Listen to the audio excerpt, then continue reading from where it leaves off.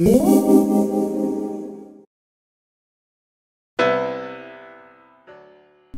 back to Fast Gadgets. So this is a follow-up to the video I released a couple days ago about the MacBook Pro 2017 13-inch edition.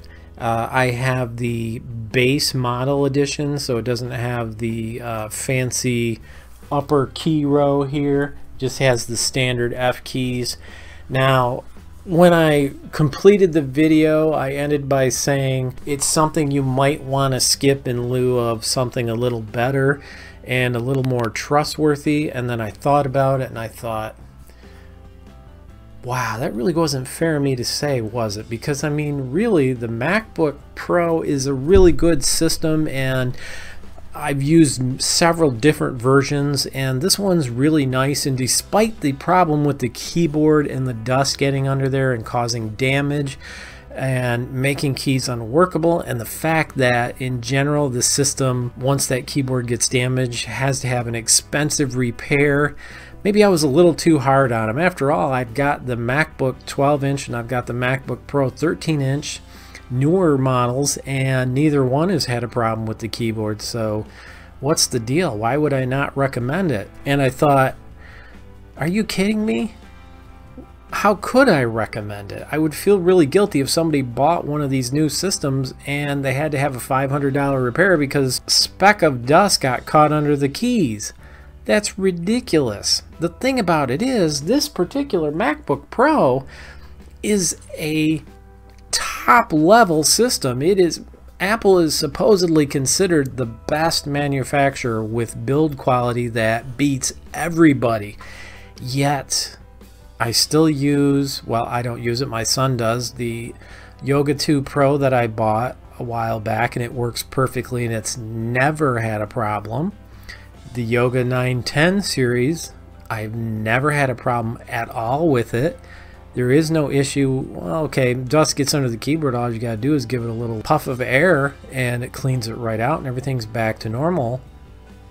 But this thing that people are gonna pay, and some have, $5,000 for the 15-inch fully packed model with all the hardware, terabyte of storage, maximum RAM, and they get a speck of dust under it and the keyboard breaks and it doesn't work anymore. To me, that's ridiculous. I would expect more from Apple.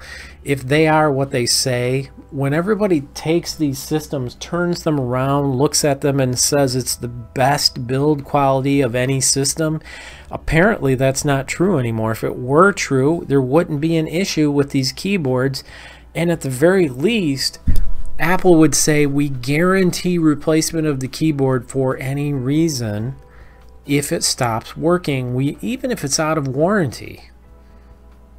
Here's the thing. Down on the floor, I've got a MacBook Pro 2008. Just let that sink in. Next year, it's going to be 11 years old. Now, I happen to put up this one, the new 2017 model, but in the couple of videos I just did, especially the one on this, you'll notice that the 2008 model was sitting right there. So while I'm rendering videos on my main system and I was doing work here in the studio putting together shelves, I just went ahead and watched videos on the 2008 model that still works perfectly. And if you look at my 2008 model, I bought it used, and when it came in, it's got a huge dent on the side, and it survived all of that too. And it's 11 years old. So why is it this system here, if I were to leave this open and let dust lay across the top, would it stop working? I'm kind of paranoid at this point. I don't know how others feel, but every time I open this up, I wipe it off very carefully with a lint-free, dust-free cloth. Make sure there's no dust anywhere near it. Then I use it, and when I am done, I put the lid down and close it, and I also put it inside a neoprene case. I feel like I have to, because if I don't, my keyboard might stop working, and I didn't get AppleCare. I didn't have the money, so it's hard for me to imagine buying AppleCare when it costs almost as much as it does for a basic laptop. my expectation is if this thing stops working, I expect them to actually pay for it to get it repaired. So that's why, thinking about it after the fact, I still say maybe you should wait and reconsider. It is a beautiful system. I'm not going to deny it. I love typing on it. It's beautiful to type on. I was looking at the screen this morning when I was doing some work. It's beautiful.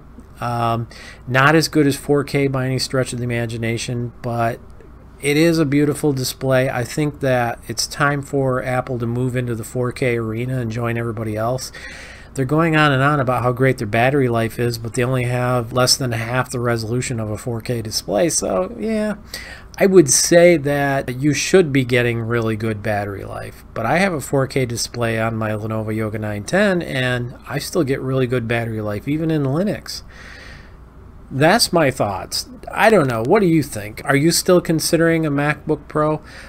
I don't want to deter you from doing it. If you are considering it, there's many reasons to do it. But if you are going to buy one and you're looking at a 15-inch model that you're going to spend between, $3,000 to $5,000, I would definitely get AppleCare, because you definitely want to have support for that system in the event that something goes awfully wrong. So that's my take on it. Again, if you really want it, go for it. Get it.